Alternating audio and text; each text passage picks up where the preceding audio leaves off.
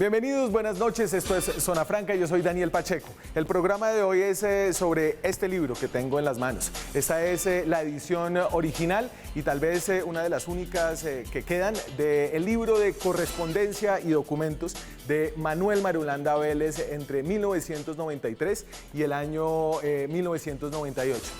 Detrás de esta historia está la voz íntima de Marulanda, todas sus cartas al secretariado en esos años y también las manos de Sandra Rodríguez, senadora hoy del partido FARC, compañera y asistente del máximo jefe de las FARC y fundador de esa guerrilla, Manuel Marulanda, durante años. Este libro, que fue publicado originalmente en internet hace algunos años por José Obdulio Gaviria, de una copia hecha de estas mismas páginas, como pudimos constatar, estaba al alcance de todo el mundo, con la confesión abierta ahí en público de que las FARC habían sido los autores del magnicidio de Álvaro Gómez Hurtado. Pero como lo había publicado José Obdulio Gaviria, que es una parte interesada en todo lo que tiene que ver con las FARC, nadie le había creído. Ahora las FARC han ratificado públicamente que sí fueron ellos los asesinos de Álvaro Gómez, en el paso tal vez más importante para arrojar verdad del conflicto de parte de la exguerrilla desde que firmaron el acuerdo hace casi 4 años. Esta confesión ha vuelto a valorizar lo que contiene este documento, que recoge la correspondencia de Marulanda con todos los miembros del secretariado durante los años más crudos de ese conflicto, 93 a 98. En estas páginas hay más secretos revelados, hay más cosas por las que las FARC deben dar explicaciones. Por ejemplo, como lo contamos en este programa hace unas semanas, dentro de la correspondencia de Marulanda está también la atribución de la autoría de una masacre, la masacre de San Carlos de Guaroa en 1997. Esta fue una masacre de 11 miembros de una comisión judicial en el departamento del Meta, declarada delito de lesa humanidad, que la justicia ha atribuido durante décadas históricamente a los paramilitares y por la cual hay varios de ellos condenados. Sin embargo, en estas páginas, en este libro de Marulanda, las FARC se atribuyen la masacre de San Carlos de Guaroa. Los miembros de la exguerrilla aún no han llegado a aclarar este hecho, pero ahora el caso está en la JEP y deberán hacerlo en algún momento. Pero más que secretos espectaculares que los tiene, lo que contiene este libro es el registro diario del funcionamiento de la que se convirtió en la guerrilla más grande del hemisferio occidental. En cientos de páginas, son más de 1000 en total, que merecen ser estudiadas. Hay mucho material sobre la relación de las FARC, por ejemplo, con el Partido Comunista. Está el discurso de Manuel Marulanda, el que nunca dio cuando dejó metido a Andrés Pastrana en el Caguán durante las negociaciones de paz, la famosa silla vacía. Está también la evolución de la pésima relación que tuvo la guerrilla con Ernesto Samper Pizano y los coqueteos tempranos con el pastranismo que terminaron en el proceso de Caguán.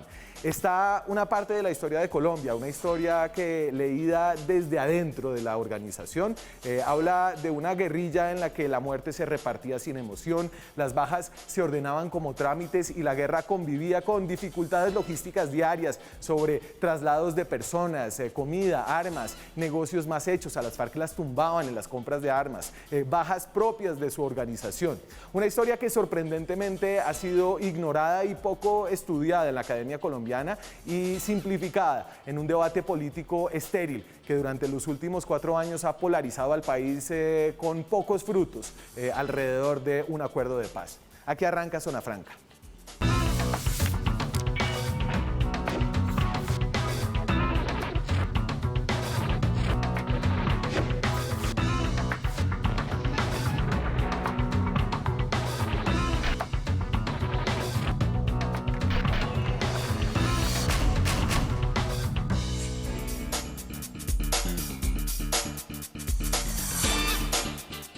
Esta noche hablamos del libro gordo de las FARC, así le dicen a este libro, y lo hacemos de la mano del investigador que lo tiene, que lo custodia y que lo estudia. Luis Daniel González es politólogo y latinoamericanista. Estudió maestrías en Stanford y en Georgetown University. ¿Y qué más, Luis Daniel? ¿Cómo va? ¿Qué tal? Buenas noches a todos. Buenas noches, Daniel. Sí, es usted un investigador muy joven. Sí, por supuesto. Yo apenas llevo unos años, desde el 2016, estudiando este libro fascinante. Sigo investigando el tema sobre la historia de las FARC, sobre la historia del Partido Comunista.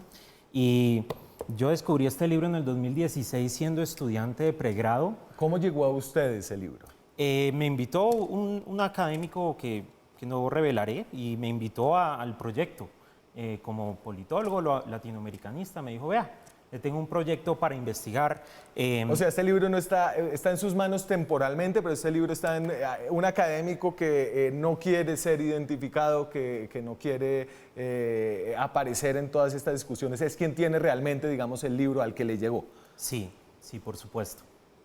Sí, es un libro absolutamente fantástico. Yo creo que es un libro muy histórico, dada toda la autenticidad de la fuente que se ha confirmado desde octubre. Claro, y entonces sobre este libro hay una discusión muy interesante acerca de su autenticidad, porque es importante comprobarla, porque de este libro hay una copia digital, ¿cierto? Que está rodando en internet hace varios años. Sí. Que la hizo José Obdulio Gaviria. Sí, se vendió por $12. Claro, y usted también hizo, usted fue el que nos hizo el favor de hacer buscable esa copia digital. Sí, yo hice toda esa vaina para que se pudiera ver y buscable, dados todas las menciones de personajes, de regiones, Claro. para que fuera más fácil.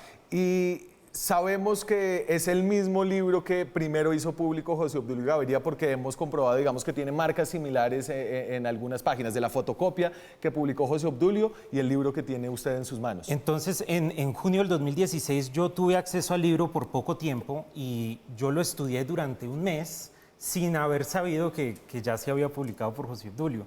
Y cuando me enteré, yo dije, hombre, esto, o sea, perdí como el secreto de que era el primer libro y cuando estudié y verificamos las páginas de este libro para confirmarla con la versión publicada en el Centro de Pensamiento Primero Colombia, lo dividimos el trabajo. Sí. Y yo esos primeros borrones, primeras notas escritas con esfero, no las vi, pero ahora, desde hace poco, que de nuevo tengo acceso al libro, veo que posiblemente pueda ser el libro del senador José Obdulio Gaviria. Increíble que ya las FARC habían confesado y José Obdulio había hecho una columna al respecto y nadie le creyó. Ahora, 6 años después, estamos en el momento en que esta confesión obviamente es digamos, la revelación más importante que ha hecho en términos de verdad la exguerrilla desde su reintegro a la vida civil. Era un momento político en el 2012 previo a las negociaciones de paz y yo creo que el libro la gente no le creyó porque en ese momento José Obdulio Gaviria escribió una columna muy polémica sobre un secuestro que fue rechazada, por ejemplo, por Sergio Jaramillo, por una editorial del Tiempo muy fuerte que rechazó su ética periodística. Y lo echó del Tiempo. Y lo que pasó fue que La Silla Vacía también publicó los trucos periodísticos de José Obdulio Gaviria, donde se habla de esto. Y yo quedó creo que eso por enterrado, entonces quedó lo de Álvaro Gómez enterrado en medio de los trucos, digamos, de José Obdulio, ¿cierto? Y este libro, dada que estaba en internet, yo creo que muy poca gente lo leyó. El presidente Uribe puso un tweet, quienique.com, puso una columna, las FARC mataron a Álvaro Gómez. Semana hizo un artículo muy importante donde también rechazaron la autenticidad del libro. Pero como digo yo, este libro es información pública en Colombia desde el 2012. Increíble.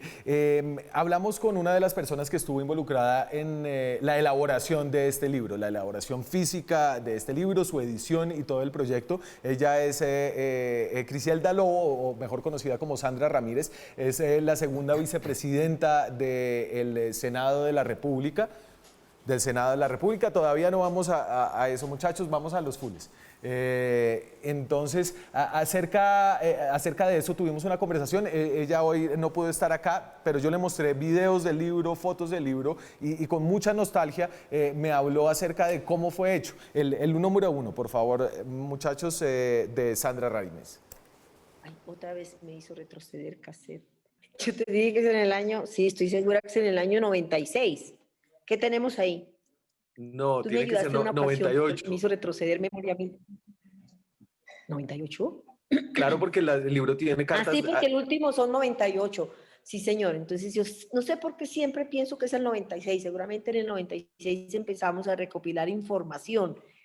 Eso es lo que estoy ahora pensando, que lo que pasó. Recopilamos información, pero ya la última edición es en el 98. La hicimos ahí en la zona del despeje. Es un trabajo que realizamos en los campamentos del Yarí. Ese es el empastado. pues yo no lo hice todo en totalidad porque yo paso la información, diseñamos cierta forma, qué tamaño, porque en el tamaño, la letra, en eso participé, pero ya la impresión y la remendada, mejor digámosle así para que todo el mundo nos entienda, la remendada del libro, porque está cosido a mano, ¿sí? Eso sí ya lo hizo otra persona. Y entonces fue un libro hecho en la selva colombiana, básicamente.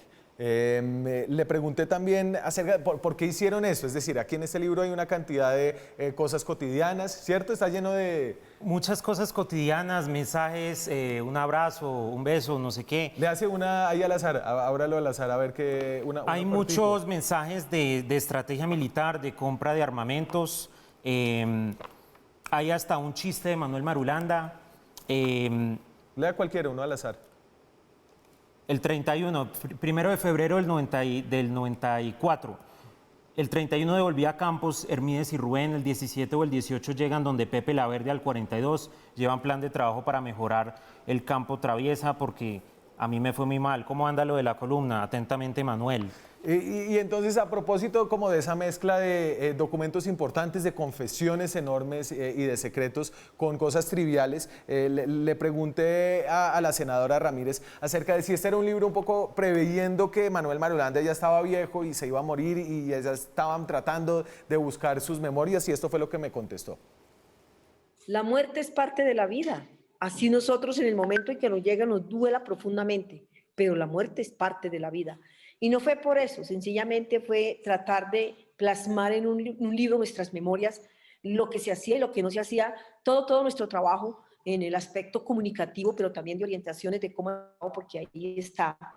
Y esa fue la idea, de tener una memoria incluso que nos sirviera a nosotros, pues para enseñar la historia de las FARC. ¿Cuál fue la historia de las FARC? Eso sencillamente es lo que se quiso con el libro.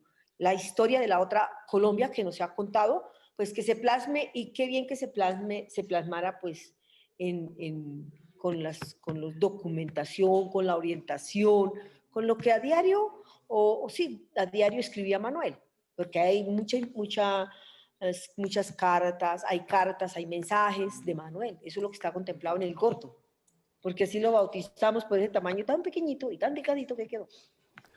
Y entonces, Sandra, además de la voz de Manuel Marulanda, que es la única porque uno solo tiene los correos que salen, ¿cierto? Los que mandan. Sí, hay ciertos correos que son de Raúl Reyes, pero casi todos son de Manuel Marulanda. No tiene uno los que recibió. Y entonces también está la voz de Sandra, porque ella era quien recogía como las cartas, las digitalizaba, y les doy un par de ejemplos como ella está en algunas notas. Esta es, digamos, por ejemplo, una de las notas que hace Sandra en uno de los libros. Nota: Eliana, su computador tiene keydes, para cuando toque enviarle documentos se los enviaría cifrados por ahí. Un abrazo, Sandra. O tiene otro como este sobre una remesa. Nota de Sandra después de una carta de Manuel Marulanda. Mono, al mono Jojoy: le pido autorización para sacar de la remesa una caja de toallas higiénicas para dotar a las mujeres de la unidad del camarada Alfonso y Raúl, que no tienen nada de eso. A propósito de estas notas y de cómo la voz de ella está ahí en el Full 5, muchachos, de Sandra Ramírez, ella me cuenta un poco al respecto acerca de estas anotaciones que hay por ahí. Que no, a todo pedíamos permiso, eso hace parte. Aquí, yo estoy hoy en esta oficina y me encuentro la señora que hace aseo aquí, de donde te estoy hablando de la oficina de la segunda vicepresidencia del Senado de la República. Yo me encuentro la señora que está en la puerta y que va a entrar a hacer aseo. Yo le pido permiso su merced, voy a entrar a la oficina. Y allá para todos nosotros teníamos también esa disciplina, Pacheco, de pedir permiso si voy a entrar a un cambuche, si voy a entrar a la oficina de la enfermería, si voy a entrar a la oficina de radio. Se iba a entrar a cualquier dependencia, había que pedir permiso. Hacía parte de nuestra disciplina y es parte de una disciplina en una unidad militar. Lo mismo para tener cosas, para pedirlas, me pueden dar o permiso para lo que tú dices, las cosas más sencillas de este mundo, un paquete de toallas. Y entonces en medio de permisos de toallas higiénicas hay extractos como estos donde está el tema del magnicidio de Álvaro Gómez. Y esto es a lo que José Obdulio Gaviria se refirió por allá en el 2012 y que ahora viene a surgir de nuevo. Recuerdo muy bien, con motivo de la muerte de Gómez, cuál nuestra postura debíamos asumir para ver cómo se profundizaban las contradicciones en partidos, y ello se produjo. Raúl, en un cable, dice que Mosquera lo visitó y lo comentó que los mandos militares sabían quién era el responsable, cuyo documento se lo pasaría al partido. Pruebas no las tienen porque no las hemos dicho oficialmente. Y otro pedazo. Lo del señor Gómez debemos mantenerlo en secreto para ver cómo vamos ayudando a profundizar las contradicciones mientras bajamos a otros. Y entre otras cosas, los estados mayores y bloques y comandos conjuntos no deben olvidar la creación de comandos para dar de baja a jefes políticos reaccionarios y así ayudar a profundizar las contradicciones del régimen político. Y estaba ahí, ni siquiera usted. Aquí está, en esta página, desde el 484, un día después del magnicidio, están todos los... en total hay 6 documentos que hablan de Gómez Hurtado, y esa mención de Sandra Ramírez sobre la compra de toallas higiénicas sí. Es una carta, un documento importantísimo del 6 de octubre del 97, donde no solo habla de San Carlos de Guaroa, y que habla también de que tienen que mantenerlo callado, parecido a lo de Gómez Hurtado. Y ahorita llegamos a lo de Carlos de Guaroa. Déjeme pararme un momentico en lo de Álvaro Gómez, porque ahí en ese libro, antes del magnicidio, hay una referencia a Álvaro Gómez, acerca del señor de las repúblicas independientes, ¿cierto? Y es como esta memoria larga que tenía Marulanda acerca del papel que el hijo de Laureano Gómez, el congresista Álvaro Gómez, había hecho y que impulsó la toma de Marquetalia por parte del ejército. En toda la literatura de las FARC, Manuel Marulanda demuestra su gran odio hacia Manuel Marulanda. Y esto también se demuestra en muchos documentos y audios que he estudiado con un profesor y colega mío, el doctor Mark Chernick de Georgetown. Que en paz descanse. Que en paz descanse, un gran amigo. Y yo espero que prontamente se pueda publicar audios. Pero fíjese que las FARC, a ver, uno puede decir que las FARC fue una organización que terminó metida en el narcotráfico, en delitos de lesa humanidad como el secuestro, el reclutamiento infantil, incluso el abuso de menores de edad sexualmente, pero era una organización insurgente, es decir, las mismas cosas que escribía Manuel Marulanda hace 20 años las está repitiendo hoy Carlos Antonio Lozada cuando va a la Jurisdicción Especial de Paz a explicar por qué mandaron a matar a Álvaro Gómez. Todo este contexto es necesario ponerlo de presente para entender, digamos, cuáles son las razones y las motivaciones que llevan a que muchos años después se tome la decisión por parte de las FARC de ejecutar pues, el homicidio contra la persona de Álvaro Gómez Hurtado. Es conocido pues, también por el país el papel que desempeñó el padre de Álvaro Gómez Hurtado, el expresidente Laureano Gómez, en todo lo que significó esa violencia de los años 50, y posteriormente su hijo como senador de la República. Y de alguna forma esta versión reivindica este documento, ¿cierto? Son 6 documentos que mencionan la muerte de Álvaro Gómez. Yo, como siempre, no doy una declaración, yo no afirmo que las FARC mataron a Álvaro Gómez, pero digo que estos documentos, cuya autenticidad se sigue verificando, son muy relevantes. Acerca de este libro a mí me ha fascinado, me parece apasionante, ¿no? Pensar que este libro fue hecho en la selva por ellos, impreso allá en la zona de distensión. Y le pregunté al respecto, porque cuando uno lee, uno se empieza a preguntar cómo se comunicaban, cómo se mandaban los correos, cómo lo hacía Sandra. El número 3, entonces, habla sobre todo este proceso que hay detrás de la comunicación y de la intermediación entre la voz de Marulanda, la transcripción de Sandra Ramírez, y el envío a través de medios cifrados a los restos de comandantes del secretariado. Inicialmente Manuel no escribía en computadora, al final sí se dio la tarea de aprender, ¿no? Pero inicialmente lo que hacía era pasar su documentación sí, hacer sus documentos en máquina. Nosotros llevamos una máquina de escribir, una máquina que por ahí quedó guardadita, una máquina pequeña, Olivetti, ese era su instrumento de trabajo. Escribía ahí y yo transcribía al computador porque solo teníamos uno. Y empezamos a hacer ese tipo de archivos desde el año 93 que es el año que decimos nos llegó la tecnología a las FARC, llegó la nueva era de la tecnología, la nueva era de las comunicaciones para nosotros, para los farianos, ya no la comunicación cifrada que uno durábamos 2 o 3 días y llenábamos cuadernos enteros cifrando mensajes. Esto es normal en los ejércitos, absolutamente normal. El ejército de Colombia lo usa la Armada, las diferentes fuerzas lo usan, todos los ejércitos del mundo. Y nosotros también teníamos nuestro sistema de cifrado, que inicialmente lo hacíamos a mano y luego lo digitalizamos.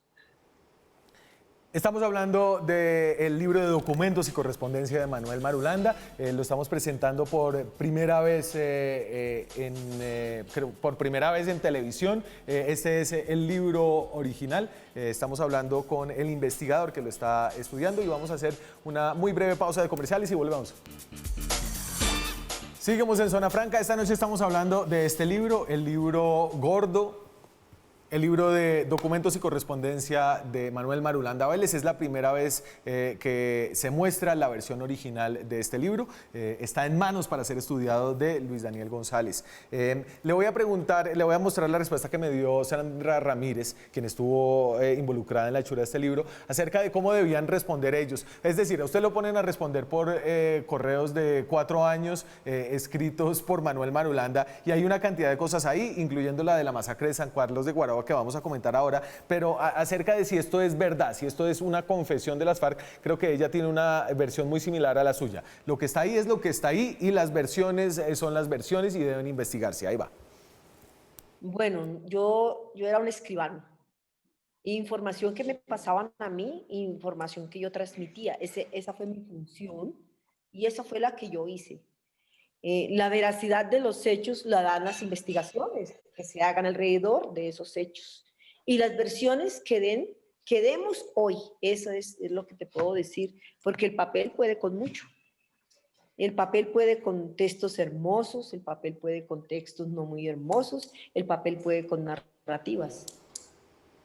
Y eso de alguna forma nos ayuda a matizar lo que está ahí y nos obliga a tener que comprobarlo y a tener que exigir respuestas, no solamente por parte de las FARC, sino por parte de la JEP. Sí, yo también sigo a la espera de que sigan revelando las FARC ante la JEP. Y claro, pues hay 6 menciones del magnicidio y me parece absolutamente relevante. Yo creo que las FARC nunca hubieran querido que esto salga fuera de la selva. Yo no sé por qué, yo no sé cómo salió de sus manos. Por ejemplo, después del 1 de marzo del 2008, Tiro Fijo dijo: los secretos de las FARC se perdieron con respecto a lo de Raúl Reyes. Y yo creo que es algo muy parecido con lo que pasó con este libro. Y hay una cantidad de archivos que son poco estudiados, por ejemplo, el archivo de Raúl Reyes. Sí, yo creo que el libro de Raúl Reyes es un archivo muy auténtico publicado por el Instituto Estratégico de Londres, por James Lockhart Smith, un instituto muy reconocido. Y es un libro que no sirvió de prueba jurídica en Colombia, pero sí sirvió de prueba jurídica en 11 países, donde corrobora muchos documentos acá, como la creación de la Comintern. Aquí, por ejemplo, se explica por qué, cómo fue el proceso para escoger a Raúl Reyes como dirigente de la estrategia internacional de las FARC.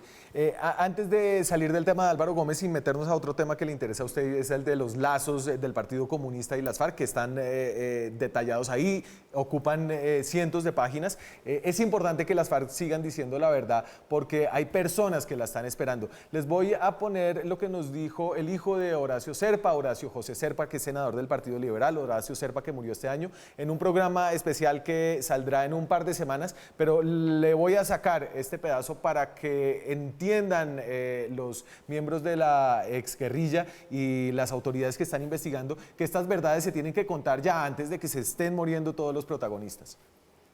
Cuando las FARC saca este comunicado en donde aceptan que ellos estuvieron pues detrás del asesinato del doctor Álvaro Gómez Hurtado, yo estaba en Bucaramanga, salgo a donde mi mamá y a donde mi papá, vamos los dos, y le decimos: papá, acaba de pasar esto. Las FARC acaban de aceptar que ellos estuvieron detrás de ese asesinato.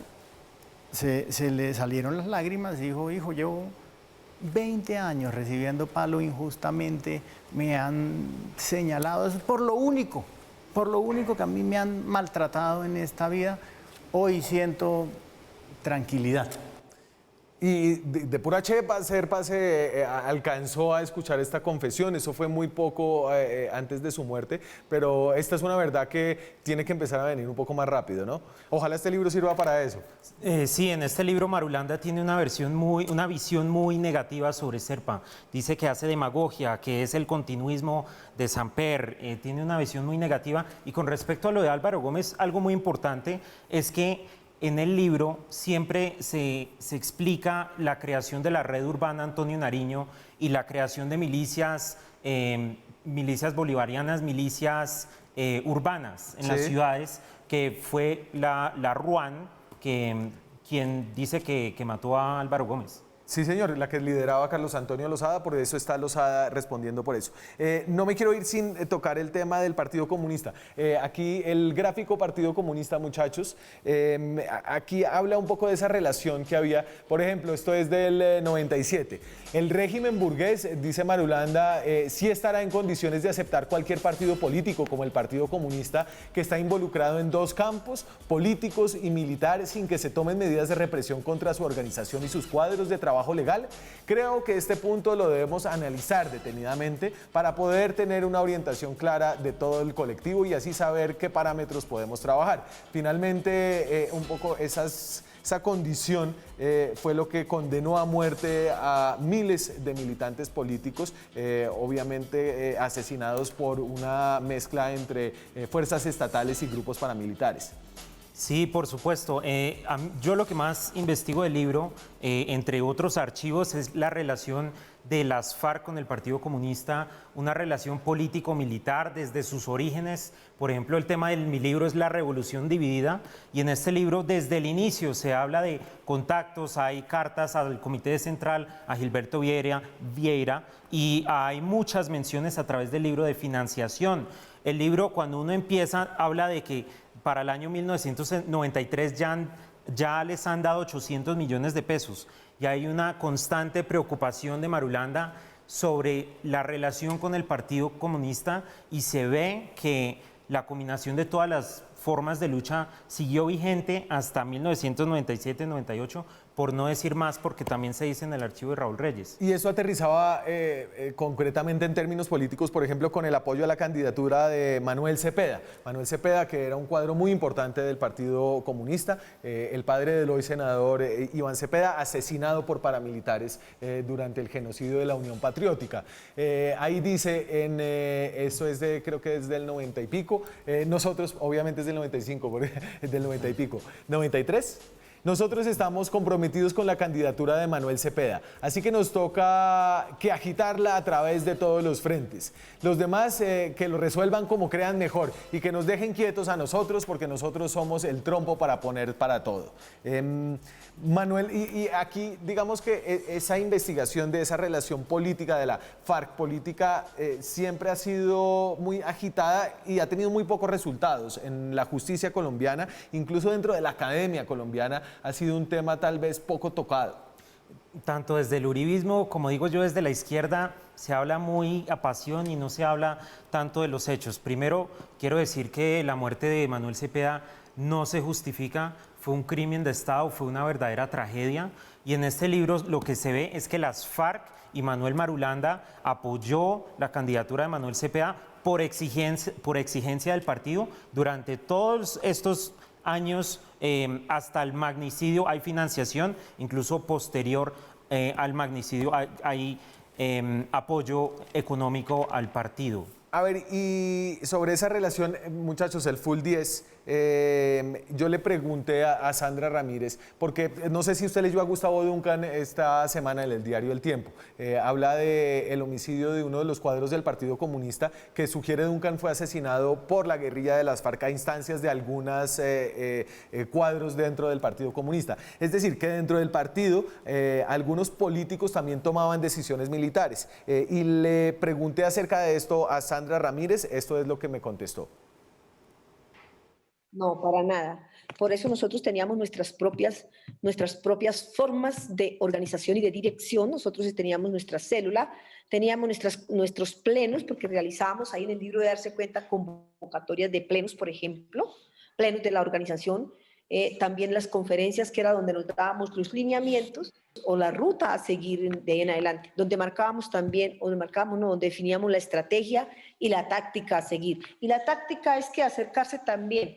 Tú te puedes dar cuenta, y tal vez mucho más antes nosotros definimos que teníamos dos formas de llegar al poder, y ahí debe estar plasmado. La militar, acompañada de un gran movimiento de masas, o la vía política. La militar no podía ir sola, acompañada de un movimiento de masas, como insurgentes. Nosotros nos acercamos a las diferentes organizaciones, a la gente, a todos como nuestros planes, como los planes que tiene toda organización, político o militar, como en nuestro caso. ¿Y a usted le parece que era tan clara esa distinción? Me parece que es un tema muy importante para estudiar y sobre todo para la JEP y para la Comisión de la Verdad, porque se borran las líneas entre combatiente y no combatiente político. Por ejemplo, con respecto a Manuel Cepeda, lo que no se ve, y para aclarar, no se ven cartas de Manuel Cepeda, pero sí cartas de Manuel Marulanda diciendo que están comprometidos con su candidatura, y el día del magnicidio hay 3 cartas. Marulanda hasta dice: me levanté frío por escuchar la noticia de Manuel Cepeda. 2 días después hay 2 cartas donde Marulanda promete vengarse del magnicidio a través de los bloques, promete mandarle un comunicado al Comité Central, a familiares, a revolucionarios, amigos y simpatizantes, y ese es el tema y muy importante la relación con el Partido Comunista. Y déjeme preguntarle si usted cree que la izquierda colombiana debe asumir un rol más proactivo en el proceso de verdad que exige el proceso de paz.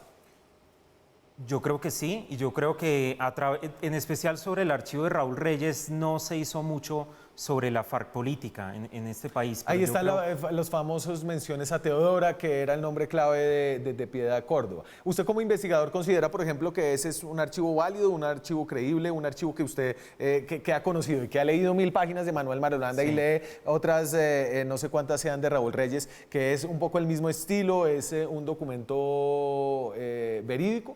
Por supuesto, no solo por el proceso de investigación del Instituto Estratégico de Londres, sino últimamente en conversaciones con James Lockhart Smith, viéndolo como una fuente neutra, como un investigador de mucha credibilidad. ¿Sí? Me parece que hay mucho para analizar y para estudiar sobre FARC política.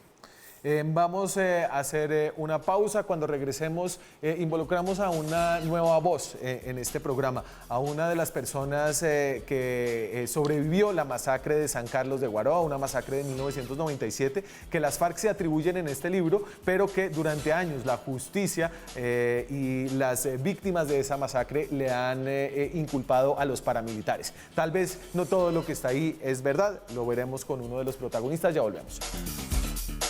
Seguimos en Zona Franca. Esta noche hablamos de los documentos de Manuel Marulanda. Tenemos por primera vez aquí en televisión la versión original de este libro que lleva circulando en internet, vendido por el Centro de Pensamiento Primero Colombia en algunos años, de José Obdulio Gaviria, hoy en manos de un investigador, Luis Daniel González. Y también voy a meter aquí a Luis Fernando Sierra. Luis Fernando Sierra fue jefe de la sección operativa y de capturas del CTI de la Fiscalía. Es una de las víctimas, fue herido, uno de los que sobrevivió en la masacre de San Carlos de Guaroa. ¿Cómo está Luis Fernando? Buenas noches.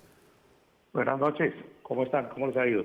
Todo bien, señor. Voy a poner un pedacito de una nota que hizo Noticias 1 que nos ayuda a entender un poquito de lo que pasó ese día de 1997, cuando usted perdió a 11 de sus compañeros en una emboscada que ahora tenemos la duda de quién la cometió. Dice la justicia a los paramilitares, dice este libro que fueron las FARC. Ahí va.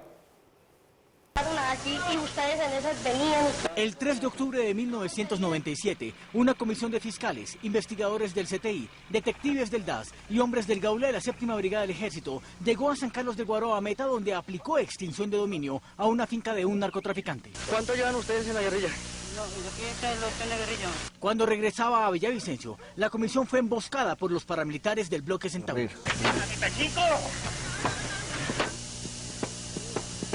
El camarógrafo de la séptima brigada del ejército, el hombre que grabó cada detalle del ataque y el único sobreviviente de la emboscada.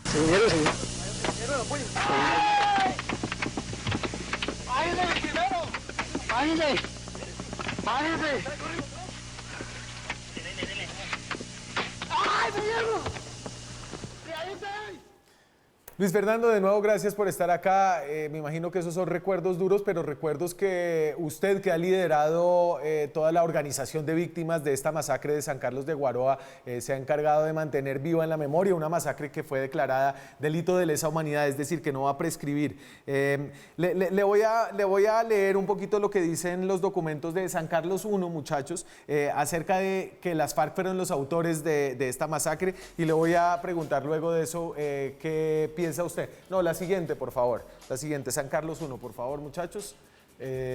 Las tropas de donde les indiqué, escribe Marulanda, el 5 de octubre del 97, se han retirado un poco. Los tiros no han faltado en esa montaña.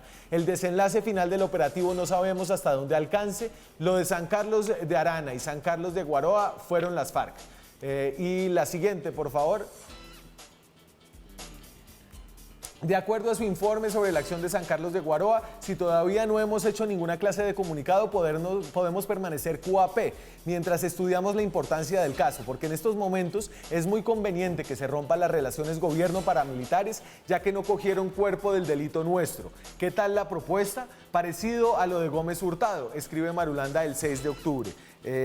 Luis Fernando, ¿usted no le cree a este documento? Usted tiene mucha evidencia de que sí fueron los buitragueños, un grupo de paramilitares de Casanare y Meta que operaba en esos años.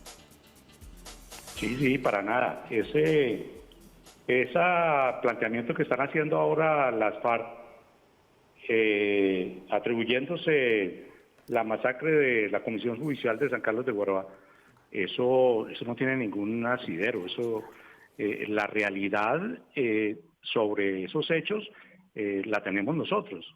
El día del primer ataque que sufrió la comisión, ese día, esa tarde, hubo un grupo de paramilitares que se presentaron, nos atacaron. De ahí se dio de baja a 3 de ellos, se capturaron 3.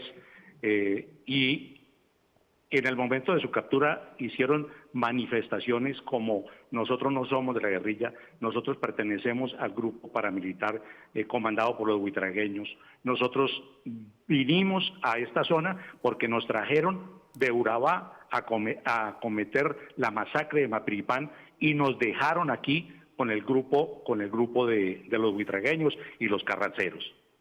Esa fue la manifestación en caliente. 48 horas después, frente a un juez en la ciudad de Villavicencio, hicieron la manifestación en indagatoria y manifestaron exactamente lo mismo. ¿Ya? Ahí no hubo absolutamente ningún vestigio que fueran la guerrilla, ni que fuera absolutamente nada. Eso quedó absolutamente claro desde hace 23 años. Y de hecho en la nota que estábamos viendo acá de Noticias 1, que ese es un video que fue tomado por uno de los integrantes de esta comisión judicial, ¿cierto? Por uno de los hombres que desafortunadamente falleció. Sí, claro que sí. Y ahí se veía uno de los capturados, que era un hombre vestido, como usted me lo había contado, que no estaban de camuflado, estaban de negro, como de sudaderas de negro, ¿cierto? Todos los atacantes, desde los que hicieron el primer ataque, como los del segundo ataque que nos exterminaron, todos estaban vestidos de negro, absolutamente. Y la manifestación fue muy clara de esos capturados. Están los documentos de indagatorias en el proceso, la Fiscalía los tiene. Lo que pasa es que la Fiscalía verdaderamente no hizo el trabajo que tenía que haber hecho, y pasaron 23 años y la Fiscalía le debe a la comisión, a los sobrevivientes y a las víctimas de San Carlos de Guaroa le debe mucho con esa investigación verdaderamente tan mediocre que se hizo. Y entonces, Fernando, usted y el grupo de víctimas de esta masacre de San Carlos de Guaroa se acercó a la JEP ya a decir, mire, está esta versión que aparece en un documento de las FARC y nosotros queremos que ustedes le hagan la pregunta a las FARC a ver si ellos sí fueron o no. Me imagino que ustedes están entonces en ese proceso, ¿cierto? Sí, claro que sí. Es que es así de sencillo. Ellos pueden atribuirse porque el papel les aguanta todo. Ellos pueden atribuirse lo que quieran. Se atribuyeron la muerte del doctor Álvaro Gómez. Se están atribuyendo también la muerte de los 11 compañeros de la Comisión Judicial de San Carlos de Guaroa. Muy sencillo. Que presenten todas las pruebas. Y escuchaba yo precisamente hace 2 días que se presentó este señor Lozada de la FARC a rendir la versión ante la JEP. La JEP les manifestó, ustedes tienen que traer aquí las pruebas, tienen que traer aquí la gente que impulse y diga lo que usted está sosteniendo aquí. Nosotros le pedimos lo mismo. Si ellos manifiestan que fueron los actores materiales de la masacre nuestra, pues que presenten las pruebas.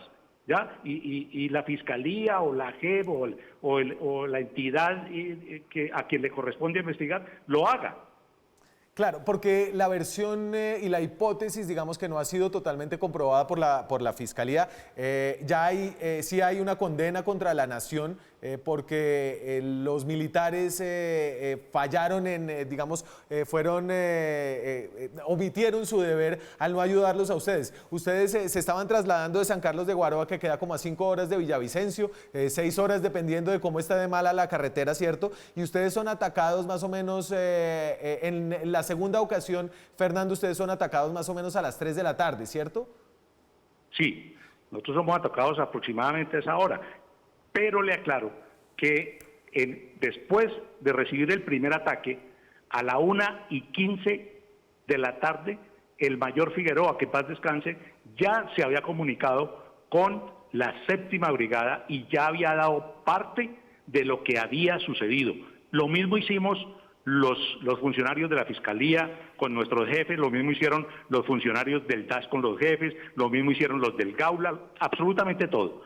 A la 1:15, en la brigada en Villavicencio ya se conocía lo que había sucedido y ya se conocía que fue una amenaza contundente lo que nos hicieron y que por favor siempre estuvimos implorándoles, por utilizar una expresión, Entonces, por favor, nos apoyaran y nos mandaran un apoyo aéreo porque sí, la masacre se veía venir. Claro, para que la gente entienda, ustedes estaban desplazados, se desplazaron en una comisión, eran en total cerca de 30 personas, una comisión con varios carros, ¿cierto? Y ustedes tuvieron un primer hostigamiento, repelieron ese hostigamiento de los paramilitares que ustedes capturan, de hecho un par de ellos, y a los 2 capturados les dicen a ustedes, mire, vámonos de aquí porque es que nosotros alcanzamos a llamar por radio a pedir apoyo y ya viene el resto de los paramilitares y aquí nos van a apelar a todos. Y ustedes llaman a la base en Villavicencio y los militares que estaban a cargo de esa base, el general Uzcategui, ¿cierto? Y el otro general es, ¿me recuerda el nombre, Fernando? El comandante de la 4ª División. El comandante de la... Y ellos no hicieron nada y ustedes se siguieron desplazando y ahí fue cuando finalmente cayeron 2 horas después en una emboscada mucho más grande donde se mueren 11 de sus compañeros. Exactamente. La amenaza nace con los 2 capturados del primer ataque, quienes manifiestan que ya vienen a por lo menos 150 hombres a vengar lo que había sucedido en el primer ataque. A la 1:15, la brigada en Villavicencio, el general Uzcategui ya tenía conocimiento de esa amenaza. A la 1:15 de la tarde. Tuvieron desde la 1:15 hasta las 3:30 la oportunidad, el tiempo suficiente para que hubieran mandado el apoyo aéreo que estábamos requiriendo. Se hizo requerimiento ante el comandante de la base de Apiay, quien manifiesta en una declaración en el proceso que los aviones estaban, los pilotos estaban, que solamente faltó la orden, y los que daban la orden eran el general Uzcategui y el comandante de la 4ª División. Sí. Ellos estaban ahí y no dieron la orden. Nunca dieron la orden. Tuvieron 2 horas para hacerlo. Se les llevó a la base de Atiay las coordenadas del lugar donde nosotros estábamos. Y ni así mandaron el apoyo aéreo. Oh sorpresa, ¿sí? que sobre las 5:30 de la tarde aparece un avión de la Fuerza Aérea cuando ya todo había terminado. Ya estábamos vencidos, ya nos habían masacrado, ya todo había acabado. Y misteriosamente aparece un avión a hacer el reconocimiento de los muertos. lo que quedó. De lo que quedó. Fernando, nosotros vamos a seguir pendientes de este caso. Por ahora le quiero agradecer toda su ayuda para entender todo esto, para darnos una pizca de escepticismo alrededor de lo que contiene este documento del que hablamos hoy y por seguir detrás de la memoria de sus compañeros. Luis Fernando Sierra fue jefe de sección operativa y de capturas del CTI de la Fiscalía. Señor, muchas gracias por su tiempo esta noche. Ok, felicidades. Seguimos pendientes. Muy amables. Nosotros vamos a hacer una breve pausa, nos queda una y regresamos con conclusiones después de secuencias. Seguimos en Zona Franca, nos quedan unos minutos para concluir acá. A mí me gusta el caso de San Carlos de Guaroa, Luis Daniel, porque, a ver, ellos estuvieron allá, acogieron a unos paramilitares y le muestra a uno que tal vez, a ver, primero que tal vez Marulanda no estaba bien enterado. De pronto había un jefe de escuadra o jefe de bloque que le había echado carreta a Marulanda, ¿no? Pero él dice, lo de San Carlos de Guaroa fueron las FARC. Hay muchos documentos sobre secuestros y otras tomas donde Marulanda está furioso y dice en los inicios, creo que es en el 94, dice dejemos claro cómo va a ser los lineamientos para el secuestro. Con respecto a lo de San Carlos de Guaroa, me parece un tema muy doloroso, sin comentarios. Aquí, pero sorprendente que aparezca en este libro 2 o 3 veces. Aquí, 3 días después de la masacre del 97. Claro, los días cuadran perfecto, los días cuadran, las fechas cuadran. Lo de San Carlos de Guaroa fuimos nosotros, fueron las FARC, lo dice así muy claramente. No cogieron cuerpo del delito nuestro, es una de las frases que utiliza. Y nosotros llegamos a San Carlos de Guaroa buscando a Álvaro Gómez y lo que ellos dicen es hagamos igual que en el caso de Álvaro Gómez, porque no nos quedamos callados para que se hagan unas fricciones. Yo creo que aquí uno puede tener otras hipótesis, uno puede decir de pronto los primeros que los atacaron y fueron los buitragueños y después cayeron en una emboscada de las FARC. El conflicto está lleno como de estas instancias en las que uno puede estar frente a algo que realmente nunca se va a aclarar, ¿no? Quizás fue como un outsourcing o quizás otras hipótesis que he tenido casi con respecto a lo de Gómez. Yo digo, de pronto las FARC juraron que lo habían hecho y lo celebraron y todo, pero no fueron ellos, quizás. Tal vez nunca lo sabremos, pero este es un documento que nos va a ayudar a entender una cantidad de esas cosas. Sí. Habrá que preguntar a ver qué revelan y también me interesa saber qué piensa la senadora Sandra Ramírez, quien firmó esa nota donde habla de San Carlos de Guaroa, donde también se habla de lo de Gómez Hurtado. Claro, pero usted firma ¿cuántas notas hay firmadas por Sandra? Como 300. Sí. Sandra Computadores, es como se le dice. Sandra Computadores. A nosotros se nos acaba el tiempo esta noche. ¿Quiere concluir con algo más? Me parece que invito a otras interpretaciones de los textos, invito a que la gente lo lea.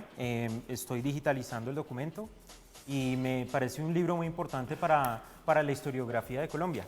Muchas gracias por traerlo, me dio mucho gusto tenerlo en mis manos, no lo vaya a votar y ojalá ese politólogo misterioso también ayude a esclarecer cosas en este debate. Sí. Ya se nos acabó el tiempo, nosotros nos vemos la próxima semana con más periodismo, más debate, más opinión. Chao.